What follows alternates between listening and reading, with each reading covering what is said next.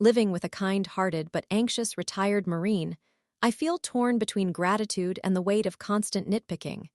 His past anger triggers my old wounds, and while he's hinted at feelings for me, I am unsure if I can handle more emotional turmoil. Do I stay or go? I have a complex relationship question. I am uncertain about my best course of action, so let me quickly provide some background information. I am a 47-year-old female. I have struggled with depression and anxiety issues throughout my entire adult life, and I am currently seeing both a psychiatrist and a therapist. Last May, I moved in with a man, primarily because my roommate became pregnant and moved in with her fiancé. I had been dating the 58-year-old man for approximately 6 months, and he expressed that he loved me, among other things. About a month after moving in, I began working the third shift with him. 2 weeks later, we returned home to find that the house had been shot at. My room had 6 or 7 bullet holes that had ricocheted through it. I only moved there because he insisted multiple times that it was a safe neighborhood, despite my brother warning me against it. In any case, I ended up having a panic attack on the way to my doctor's appointment the next day. I was hospitalized, but I could not return to that house or to him. Afterward, I was in a step-down facility, but I had nowhere to go from there. I called my brother, and he kindly invited me to stay with him for a while. The problem was that it wasn't his place. His friend kicked him out a month later, and he is now in a homeless shelter. A few days later, I met a friend of the guy whose place I was still staying at. A few days later, that friend kicked me out and told me to go live with his 61-year-old friend. I called him, and he graciously allowed me to stay at his trailer. He has mentioned that once his settlement is finalized, he will give me his trailer. I am extremely grateful to him. He is a retired Marine and genuinely appears to want to help me. I try to do everything he asks, which is not really that much. I help take care of his dog, assist with cleaning, and I even cook for him from time to time, which is something I have never done for anyone. I have only had one long-term relationship that lasted 2.5 years, and it was with someone who severely affected me emotionally. He was very verbally abusive, highly controlling, and just outright unstable. Anyway, I know I am digressing again. So, although we generally get along, he has a panic disorder and post-traumatic stress disorder, while I have debilitating depression and anxiety. I am seeking help. I recently started transcranial magnetic stimulation therapy since I seem to have treatment-resistant depression. Yes, life circumstances impact me, but I cannot even make a phone call without feeling overwhelmed by anxiety most of the time. I'm also wondering if I might have attention deficit hyperactivity disorder, but that is a separate issue. I can often be forgetful and clumsy, which may be related to my depression. Anyway, he becomes frustrated with me for being boneheaded. He and I are opposites in many ways, which makes it difficult for us to understand each other at times. I know that when he feels something is out of his control, he becomes anxious, but he also becomes frustrated and, consequently, angry. Furthermore, he constantly nitpicks, which is what we argued about tonight. It seems that his panic attacks trigger my anxiety. However, he also sets me off in other ways by continually instructing me on how to do things. I acknowledge that I struggle with daily tasks, especially in the 14 years following my mother's death. He is trying to help me in his own way, but the continuous corrections weigh heavily on me, and I often feel the need to defend my actions when he critiques me. I realize that I do not always respond in the best way, but when I do, he gets upset that I do not allow him to finish. I understand that could be frustrating, but I generally do not say anything negative to him. Today, I responded with, "I know, but you nitpick." To my surprise, he became incredibly angry, stating several things to me, including "F you." This is something I said to him once in an irritated but not loud voice as a means to express my need for space. I had only meant it as a "please back off." He took it quite seriously and told me the next day how much he dislikes when people say that, mentioning that it was something people said to him during his childhood. I understand that, and I apologized, promising never to use that language toward him again. He also expressed that we were not on the same level and that I sometimes act like a child. While I admit to having a bit of Peter Pan syndrome due to not having children of my own, I am not a child. Do I have areas for improvement? Yes, we all do. Here is the thing. I realize this may be a lot, and if you have read this far, I truly appreciate you. Even if you simply want to tell me that I am spoiled or that I should be thankful, I do feel gratitude. However, I find myself flashing back to similar themes from that awful relationship when I observe his anger. He does not listen to me about anything, yet I am willing to sit and listen to him speak for an hour straight sometimes. However, half the time, when I start sharing something, he suddenly becomes intently focused on watching television, and I feel as though I am interrupting him. Am I selfish for wanting to be treated as an equal? He tells me multiple times each day how I should be doing things, but when I stand up for myself with just a few words, he reacts with, "Man, you have guts. Grrr," said in a tone indicating disbelief and spoken half under his breath.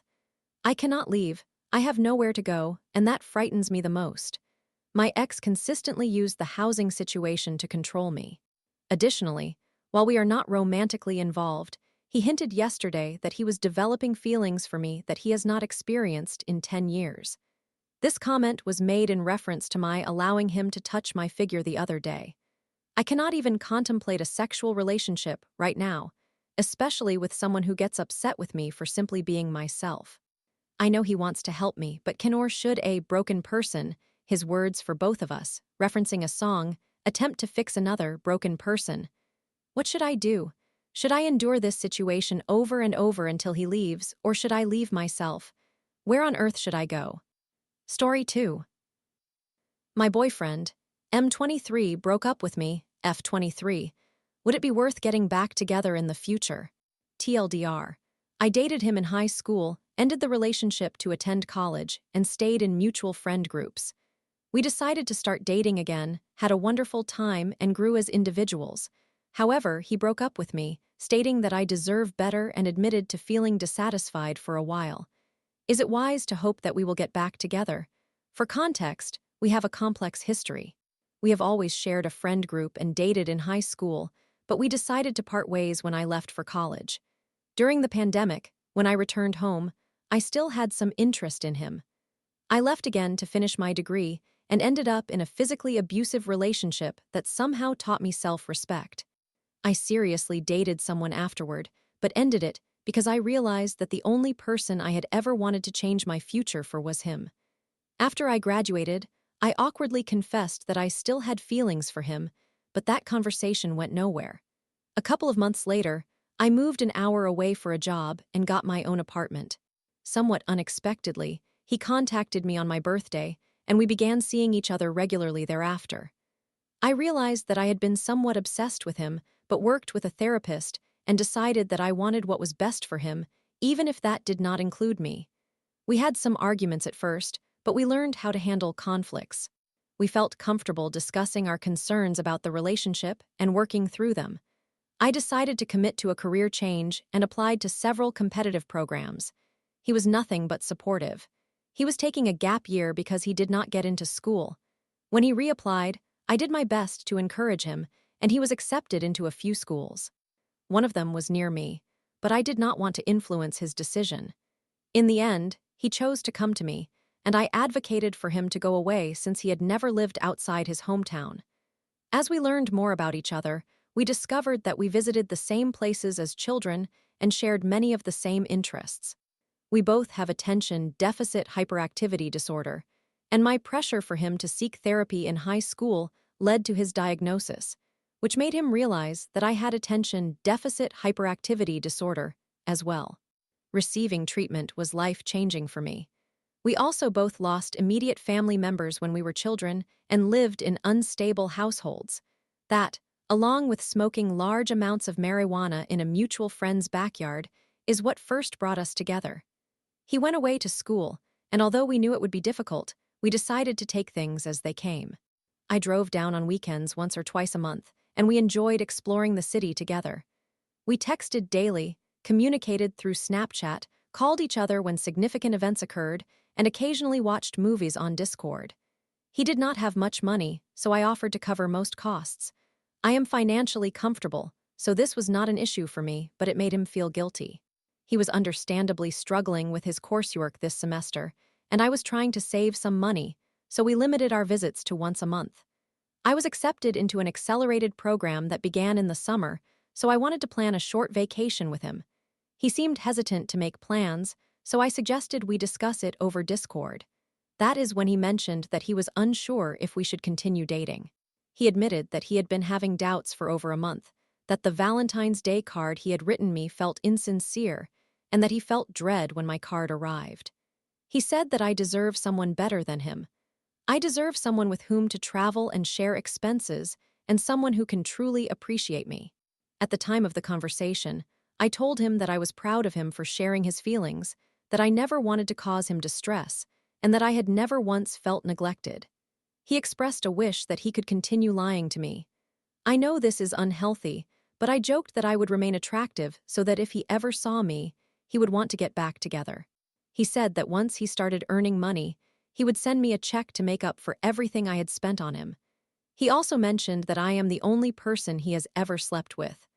I have always felt insecure, fearing that he was settling for me, which is part of why I encouraged him to attend school elsewhere. Naturally, I teased him, saying that now he needed to pursue relationships with others to realize how great I am in comparison. I also mentioned that I would be open to casual sex in the future, but I am beginning to regret that. We laughed a lot, and in a way, I felt relieved that he was talking to me. I was unable to gauge his true feelings for a couple of weeks prior to that conversation, but I assumed that stress from school was the root of the issue. Later that evening, I fell asleep. I sent him a text stating that it was selfish of him to determine what I deserve, and that I felt betrayed by his prolonged hiding of his dissatisfaction. 2 days before our breakup, we had talked about the possibility of having a family together. However, I quickly apologized because I know that all of this was more a reflection of his internal struggles, and that we both deserve peace. What hurt the most was that during our call, he told me that being happy was the best thing I could do for him. He suggested that I should go on trips and take lots of pictures. But since we broke up, he no longer has a right to be involved in my life. I have told myself that I do not want someone who does not want me, but I believe that he does. In a decidedly troubling display of black and white thinking, I came to the conclusion that as long as he believes I deserve better than him, I will. Because what we believe about ourselves will always hold true, I deserve someone who wants to put in the effort to improve. Perhaps in the future, he can commit to becoming that person. My friend advised me not to burn bridges, but to avoid maintaining them as well. I want to send him updates because he was one of my closest friends, and I feel guilty about going no contact. I cannot determine if this relationship is toxic or if it is worth holding on to hope due to our history. If I were Eve, I would eat the apple every time. If this is the right person at the wrong time, do you wait? How do you move on from someone with whom you share so much history? Story 3. My F23 boyfriend, M28, keeps getting annoyed that I took him trying to eat healthier and wants me to stop meal prepping.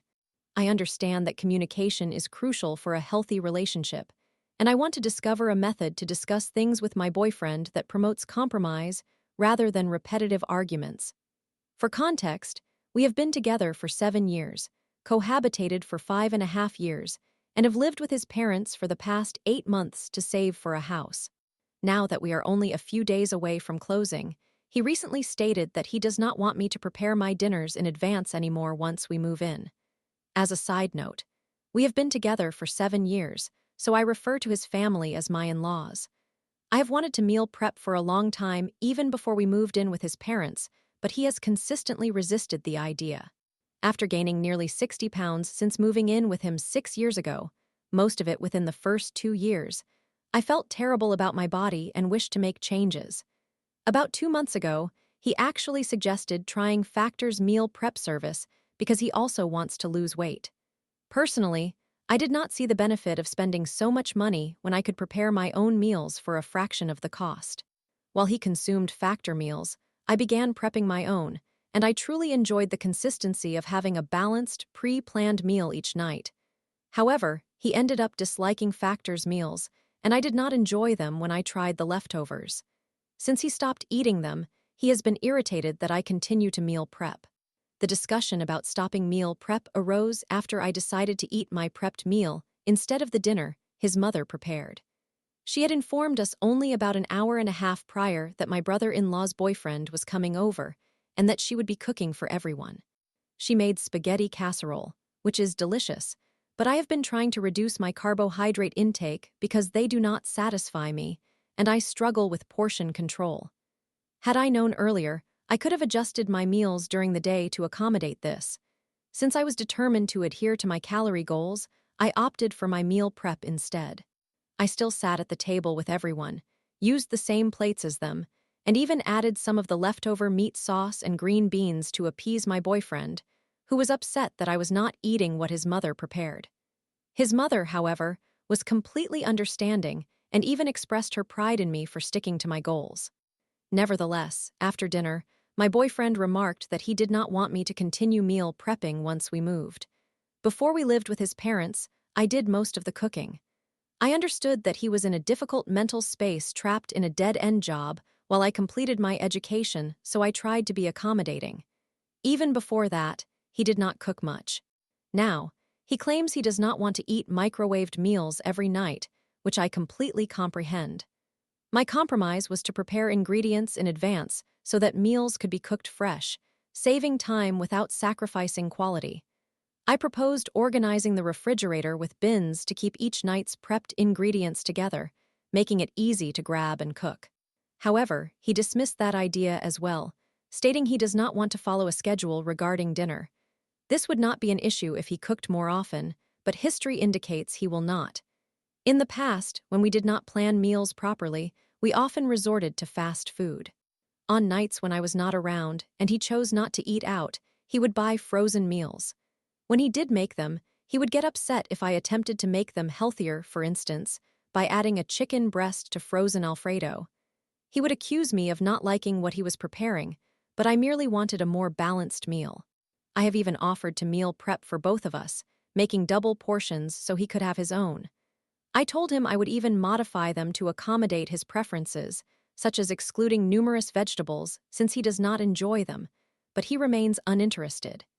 It is frustrating because I feel as if I am making an effort to compromise, and he continues to reject it.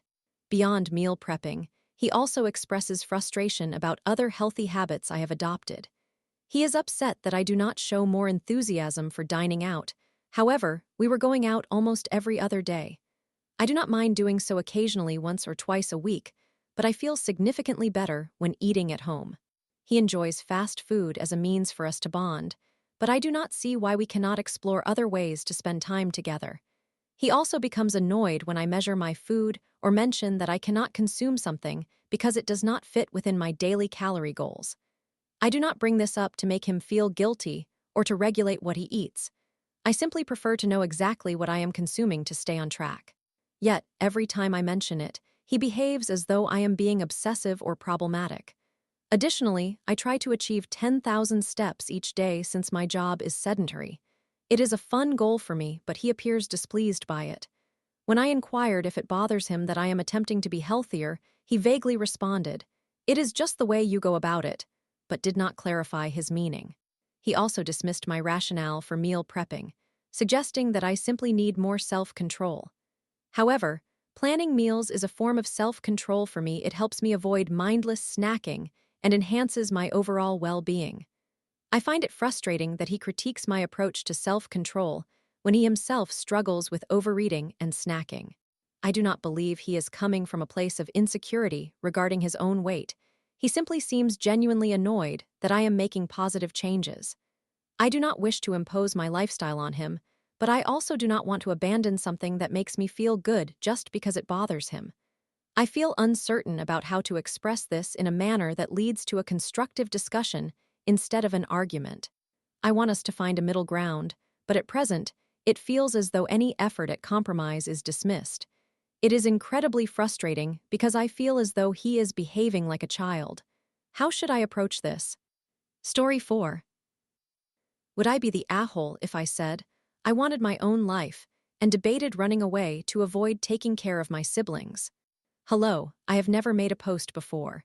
It is 1 hour before my birthday, 19 years old, 20 once I submit this, and I am the eldest sibling with 7 younger siblings, but I only live with 3 of them. My eldest sister, who is 17 years old, is generally fine.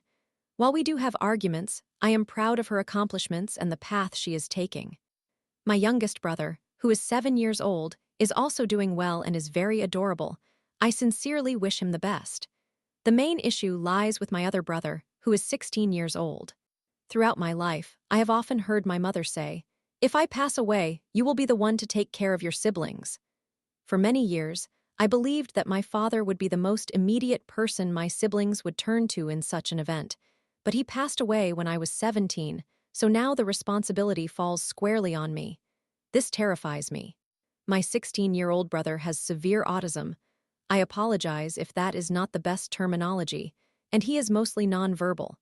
He has consistently been described to me as having the mentality of a toddler, and while there are moments I challenge that perception, my primary concern is his aggression.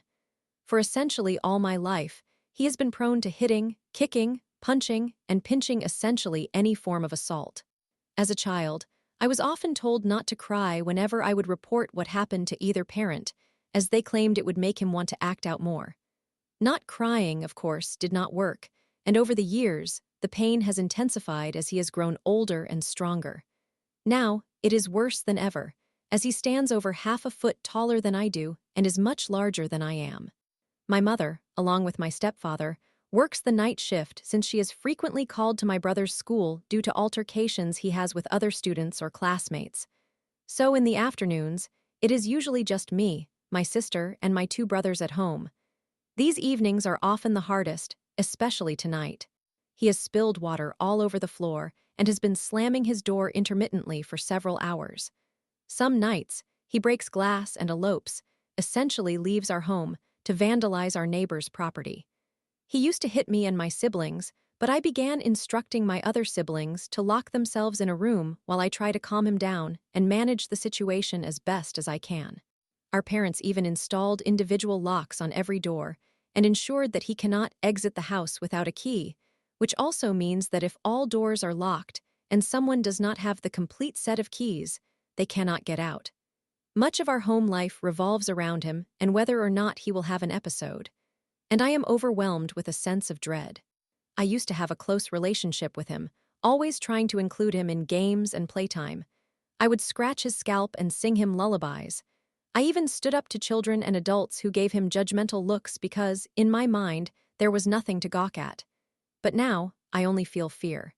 Many sounds, whether small or large, send me into a fight or flight response, making me feel like there is a situation I need to resolve. I experience significant anxiety when I contemplate how my life will change in the event of my mother's passing. I do not know how I could maintain a job if I ended up being his primary caregiver. I would be unable to complete a full shift because I would likely be called in from work to pick him up from school, and I would not be able to spend an entire night without fearing physical harm or worrying about whether I successfully locked all the doors. It is especially difficult because it becomes so hazardous on the road as well. I used to drive him to therapy during my senior year of high school, and my heart would race as he attempted to hit me or open the door while the car was in motion. His episodes are so exhausting that I often need to take a nap afterward, or I suffer from severe migraines. I fear entering a relationship because I do not want my partner to become hurt by taking on a challenge that is beyond their capacity. I experience panic attacks when I envision this scenario, and my mother's constant reminders that I will take on this role if she passes away do not help. I was enrolled in university, and although I am not a poor student, I graduated in the top 10 of my high school class attending university, only intensified the dread that time is fleeting and that my mother's passing will eventually occur. It seems trivial, but it greatly impacted my grades, and I ended up being dismissed from the university I genuinely liked. I have returned home and recently started a job, but the thought of taking care of my 16-year-old brother makes me feel as if I cannot truly be myself or look forward to a future. I have been trying to set goals for myself and choose a career path and major to pursue, but it often feels futile. I have been considering the idea of running away for some time now and going no contact. However, I fear that this responsibility would fall onto another one of my siblings, and their lives full of potential could be derailed simply because I chose to be selfish. My sister wants to become a doctor and requires all the support available, while my 7-year-old brother is still very much a baby who deserves to grow. I understand that ultimately, caring for my 16-year-old brother is my responsibility, and I should simply endure it because there are worse circumstances. I repeatedly tell myself that time will pass regardless and that I must handle it the best way I can. But at times, I find myself questioning whether I ever had any agency in my life or even the ability to make choices at all. I suppose my main question is, would I be the antagonist for wanting to run away and finally live my life? I have no idea if I am being overly sensitive or if my feelings are unwarranted. However, I wanted to seek various opinions from outside sources. I apologize if this does not make much sense. I just feel terrible and disgusted with my thoughts. Feeling differently from what is expected of me truly, really sucks. Story 5. My boyfriend, 32M, and I, 29F, have been together for a little over a year. He lied about porn, messaged an ex, and now we're on a break. Can trust be rebuilt? 29 years old, female. I just discovered that my boyfriend of a little over a year has been untruthful about multiple matters, and now I do not know if I can ever trust him again. We are currently on a break, but I feel lost, paranoid, and uncertain about what to do next. A couple of months ago, he confessed to having an addiction to pornography after I confronted him. He promised to stop, and I believed him. Then, last Friday night, I randomly inquired about when he last watched pornography. Initially, he stated he wasn't keeping track, but then he changed his response to 8 weeks ago, which seemed extremely suspicious. At this point, I was already questioning his honesty. He has lied about random matters before, not just about women, and I was beginning to notice a pattern. For instance, a few months into our relationship, I asked him to unfollow his ex-girlfriends. He claimed he did, but I later discovered that he was still following one and only unfollowed her when I confronted him. Then, when I checked his phone on Saturday, more on that in a moment, I found out he had never unfollowed another girl he used to sleep with. He finally blocked her today, Tuesday, after I confronted him. That same Friday night, we had sexual intercourse for the first time in a week, and he had performance issues. My intuition told me something was amiss. First time checking his phone, feeling uneasy, I checked his phone. I am not proud of it, but I did. He initially allowed me to, but when I examined his video app history, he became defensive, a huge red flag. Months ago, before we established boundaries regarding pornography, he had actually offered to let me check his phone to prove he had nothing to conceal. But now, suddenly, it was strange for me to look. After some back and forth, he permitted me to check his Instagram direct messages, but only that. I browsed through his account history anyway and discovered a secret second Instagram account, a Finsta, where he had been watching softcore pornography videos of twerking, posing, and half-naked women. He wasn't messaging anyone, thankfully, but when I confronted him, he initially lied and insisted he was not using it for arousal, which I found laughable. Eventually, he admitted he was. Then came the excuses. He needed a visual. It was not full-on pornography. I do not send him nude photographs. Essentially, he was shifting the blame. That devastated me. I left his house. Second time checking his phone. The situation escalates the following day. I returned hoping for reassurance. Instead, I found something even worse. I checked his recently deleted messages and discovered that he had texted a woman he used to sleep with. It was just, "Hey," and he deleted and blocked her immediately afterward, but he only acknowledged it when I presented proof. His excuses? He was intoxicated. It was a moment of weakness. He deleted it because he regretted it. Let us be honest, he deleted it to avoid being caught. He claimed he merely wanted to connect with her, but refused to admit the obvious that he was reaching out to engage in a sexual encounter. That was my breaking point. The next day, on Sunday, I ended our relationship and blocked him. When he arrived to collect his belongings, he broke down in tears. This man rarely cries. He finally took responsibility for everything, provided me with a handwritten letter stating he would do whatever it takes, and admitted he lied because he was afraid of causing me pain. Witnessing his emotions made me reconsider everything, but it is also disheartening that it took my breaking up with him for him to be vulnerable. Where we stand now. On Monday, after pressing him once more, he finally confessed that he texted that girl because he felt the urge to sleep with her. That was the detail he had been avoiding. I also inquired about our sexual life, as this entire situation made me feel insecure. He admitted that dissatisfaction played a role, and that he had been contemplating how to address it. He denied feeling bored, but he did concede that our sex life could improve. After everything, I agreed to give him another chance only if he genuinely commits to working on the relationship. He claims he will do whatever is necessary, including therapy, but even he admitted he does not yet know what steps to take. We agreed to take a break. We remain committed to one another and monogamous, but we are giving each other space. So yes, we are somewhat like Ross and Rachel. Then today, Tuesday, I mentioned that last girl he never unfollowed the one who messaged him. He did not respond to her, but knowing she was still there made me anxious, especially since he had promised from the beginning to unfollow his ex-girlfriends. I told him that blocking her would help me feel more secure. He immediately agreed and blocked her. Why this hurts so much? I love him deeply, and I know he loves me. He is my first boyfriend, my first love, and my best friend. The thought of losing him is incredibly painful, but I do not know if I can be in a relationship where I am constantly questioning his loyalty. I do not allow many people into my life, and he is the closest I have ever been to anyone. I spend most of my time with him since I do not have a large social circle. Losing him would create a significant void in my life one I am not prepared to face. Summary: my boyfriend admitted to having an addiction to pornography, promised to quit, but then lied and continued to watch it secretly.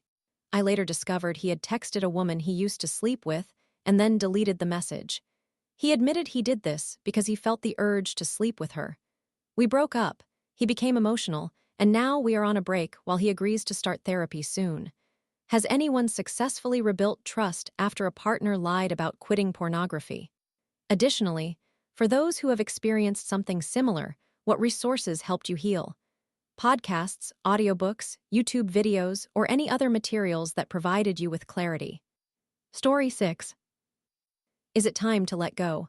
After 2 years post-graduation, my girlfriend still hasn't driven or found a job, while I am trying to build a future. Arguments over her directionlessness and a toxic sibling comparison leave me questioning if I should stay. What would you do? I would not describe myself as a go-getter, but I keep myself occupied. I'm a full-time student and I work part-time. In recent years and during our discussions, my girlfriend, who struggled more than I did to graduate, has stated that she does not want to engage in conversations about career or school-related topics, as she wishes to relax and take a break after her challenges with graduating. An important aspect of our argument is that we met when I was 16 and she was 17, and I was able to drive. When I asked her about not driving, she explained that she was waiting until she turned 18 to avoid paying for driver's education. This was reasonable, but when she turned 18 in her senior year, she continued to postpone getting her license until after graduation. To return to my point, after we graduated, we had a significant argument because I asked if she and her mother planned to work, given that her mother was a stay-at-home parent. She took offense at this, interpreting it as me calling her mother unproductive. I chose to withdraw from the discussion to maintain peace, as it did not seem worth fighting over. During the summer before I started college, she did not obtain her license or begin working. I started working at 17 and began college a week after turning 18. She has expressed disdain for people asking her what she wants to do with her life, citing her youth and her desire for others to stop pressuring her. I agree with her to some extent, but there comes a point where the situation becomes concerning. Rightly or wrongly, I have a dislike for my 22-year-old brother because he is aimless, rude, and condescending. He promotes alt-right media while spending 12 hours a day in bed watching television shows. This dislike and frustration are feelings I have shared with my partner, especially regarding my brother's pattern of quitting jobs and squandering opportunities without direction. I do not expect every 18-year-old to have their life figured out, but it is crucial to be able to take initiative. During the times I have vented about my brother, she has defended him, stating that my parents and I need to give him more leniency and time. We will soon reach 2 years since my girlfriend and I graduated this coming May. She still does not drive or work. Instead, she spends her days engaging in unhealthy eating habits, sitting in her room, playing video games, and smoking marijuana. I am increasingly resenting the person she is becoming, as I once envisioned us moving in together, achieving success, and building the life I desire. However, it is becoming much more challenging to see that future while she remains stagnant. I find myself questioning how much longer I need to wait and trust that she will find her path. To all those who suggest, have a conversation with her about your worries, I find that whenever I try to bring it up, it either leads to an argument or I am told to leave her alone. This has caused considerable resentment on my part, as it effectively limits many of the topics we can discuss. College, work, and politics are significant aspects of my life, and if I bring them up in any inquisitive manner, I am told to stop. I believe it is unhealthy that I feel unable to talk to her about these important matters because she feels bad for not working, driving, or attending school. For a long time, I did respect her space, hoping she would eventually take initiative and start living like an adult. I expressed to her that I did not want anyone in my life to end up like my brother, which is a genuine concern for me. My mother, after speaking with my girlfriend and inquiring about her plans, has remarked that she resembles my brother. My girlfriend assured me that she would not become unproductive. With all this context, I have reached my breaking point. In our most recent argument, one of the many we have had, I finally articulated my thoughts in an extensive manner, expressing that throughout our time together, we have had numerous disagreements that suggest we have irreconcilable differences. In the heat of an argument, it is easy to rationalize these differences as not significant enough to warrant a breakup. However, after years of experiencing these differences and taking a moment to reflect on the overall situation, the person you love can appear in a different light. I still love my girlfriend because of the connection we share when we are together. The joy we bring to each other is unparalleled. In fact, this thread does not adequately express the happiness I have experienced in my relationship, as it only emphasizes my concerns. When I expressed my profound frustration, we understandably got into an argument, during which she rightly pointed out that I was wrong to withhold my feelings and allow them to accumulate. However, in my view, she could not adequately address the frustration I experience from witnessing her slowly undermine herself while rejecting help when I offer it. After she assured me she would not become like my brother, I felt even more frustrated because I care deeply for her, yet I find it challenging to share my thoughts when I know they will upset her. Ultimately, it feels as though the person I imagined sharing my life with is not who she is or wants to become, even though she claims to aspire to be successful. I do not observe this ambition in her actions. As a preface, I want to clarify that I do not consider myself to be a perfect partner. At least, that is how I feel. I have put her through many situations that I regret, which is why I have often chosen to remain silent, as I did not want to hurt her further. All of this leads me to ask, given the information I have provided, is it reasonable for me to consider breaking up? She argued that it is not reasonable to end our relationship and that it is unfair for her to trust in my success while I do not extend the same trust to her. I apologize for the formatting. Story 7. I, a 19-year-old female, feel like I'm slowly losing attraction to my boyfriend, a 19-year-old male, and I don't know if I should stay. So, essentially, my boyfriend and I began dating about a year ago while we were seniors in high school. He was in my class, and I was initially attracted to him because of his good looks, as well as his intelligence and slight nerdiness. Honestly, our relationship started off quite rocky, which occasionally made me doubt it. I did not always feel that I was receiving the emotional support I desired, but after many long conversations, we always managed to resolve whatever issues arose. The problems were usually minor and often stemmed from a lack of communication, which has significantly improved over time. I am his first serious girlfriend, so it is evident he has limited experience and does not always know how to do certain things, but he has always been receptive when I express my needs and expectations. We have been in a long-distance relationship for several months now, as we attend colleges that are over 7 hours apart, but I feel that our relationship has actually grown stronger. He has improved significantly in terms of communication and expressing his love for me. However, there are several things about him that have been concerning me and make me uncertain about our future together. To begin with, he appears to have no career aspirations. We are both freshmen in college, so I certainly do not expect him to have everything figured out. However, I wish he would at least give it some thought. He is only in college, because that is what his parents instructed him to do and are financially supporting, but he has not truly engaged with his studies. He is doing reasonably well in most of his classes, but puts in only the minimum effort necessary and does not participate in any clubs or organizations. He does not even know what he wants to major in, so I have encouraged him to attend some of the job fairs or club activities his school offers, or to seek out the numerous resources and opportunities available to expose him to different career paths. However, he has done none of that and instead spends all his time playing video games with his friends. He rarely goes out, does not join any clubs or sports, and has virtually no other hobbies, and I feel he could be doing so much more with his ample free time. In contrast, I view myself as a highly ambitious person and find that to be an important quality in the person I am with. I have been working extremely hard in school to obtain the degree I desire and to eventually attend graduate school. I have joined every organization and opportunity related to my future career, am seeking internships, and still manage to find time for my many hobbies. I find his lack of ambition and drive very unattractive and cannot help but think he is lazy. I am striving for a lucrative job to secure the future I envision, but I do not see him making similar efforts. I want a partner who can match or exceed my ambition in this regard, as I do not want to be the primary breadwinner in my future family. I find it difficult to imagine that he will be that person. On a related note, it also somewhat bothers me that he hardly takes care of himself.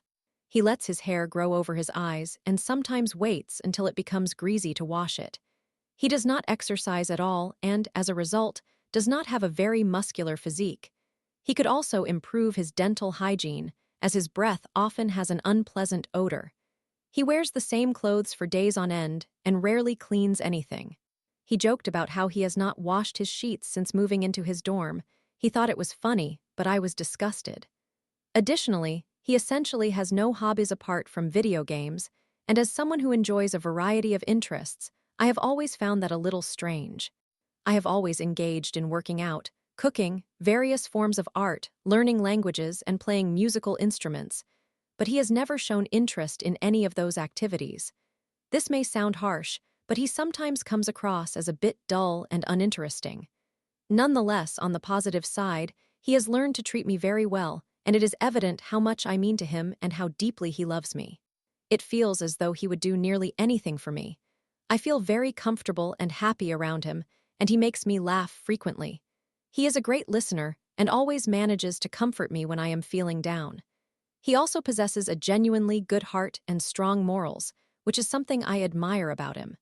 Not to mention, I have found him physically attractive from the very beginning, with his strong facial features and tall stature. I cannot imagine losing him, yet I also struggle to envision a future together. Is it worth staying and hoping that he will change and mature? Should I encourage him further to figure out his life and develop some passions? Or, without that aspect of attraction, is the relationship even worth saving? To summarize, my boyfriend lacks passions or goals for the future and spends his days playing video games. This has been causing me to lose attraction to him over time, and I am uncertain whether I should remain with him at this point.